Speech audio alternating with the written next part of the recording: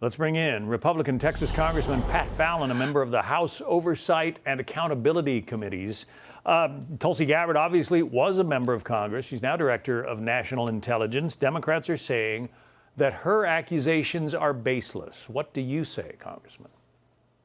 Well, Tulsi Gabbard was a Democratic member of Congress, John, and she has grave concerns, as do I, because there's no evidence at all that there was any collusion between the Trump campaign and Russia. That's number one. Number two, there's mounting evidence now, John, that the Obama administration was using, and his cabinet members and some in the intelligence community were using the full weight of the United States government to help Hillary Clinton and impede President Trump's campaign. That is a egregious violation of the Hatch Act, and it is potentially criminal. So we need to dig further to find out. Here's something the Democrats should really value: the truth. She calls it an attempted coup against President Trump 45 in his first term. Is that overstating it, or do you think that's actually what went on here? John, that might be accurate. There's certain things that I can share with you, there's certain things I can't because I do sit on the Intelligence Committee, but there are grave concerns that I have.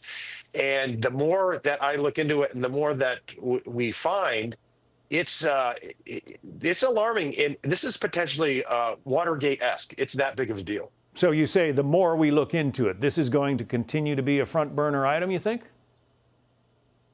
I do think so. Yes, I do, John. All right. Let's move on to another topic, the DOGE cuts. The DOGE contract and aid program cuts amount to almost $2 billion right now. Is there more to come? And what do you think about the job that the DOGE group has done? I thought they did a fabulous job, and I sit on the DOGE subcommittee for oversight. And you have to look at the potential savings is in the hundreds of billions of dollars, fraud, waste, and abuse, and more efficiencies. And what we found, for instance, is in savings, we don't need a $784 million brand new embassy in South Sudan.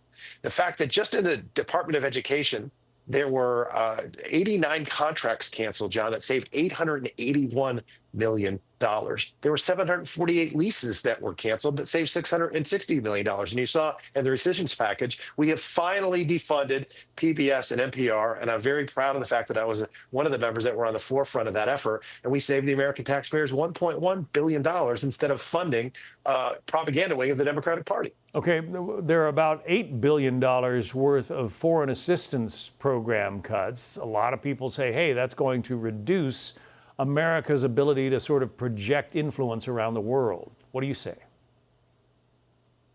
I'd say, yeah, on the surface, I could understand why somebody would say that. But then when you dig, you check under the hood and you see how that money was spent.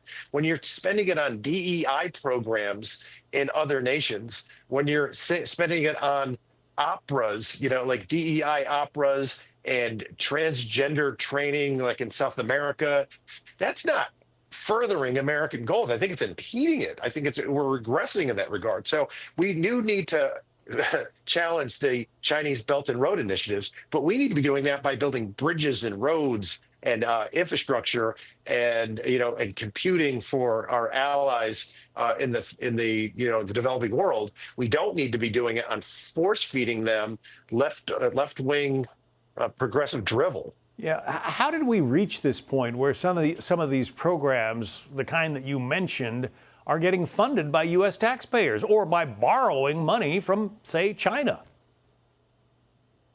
Honestly, it was a deep state thing where people weren't paying attention. There wasn't proper oversight. You were trusting bureaucrats I don't want federal employees to be Democrats or Republicans. That's what they do in their own time. I want them, while they're working for the federal government, to be Americans and do what's in the best interest of our nation. And it became increasingly politicized.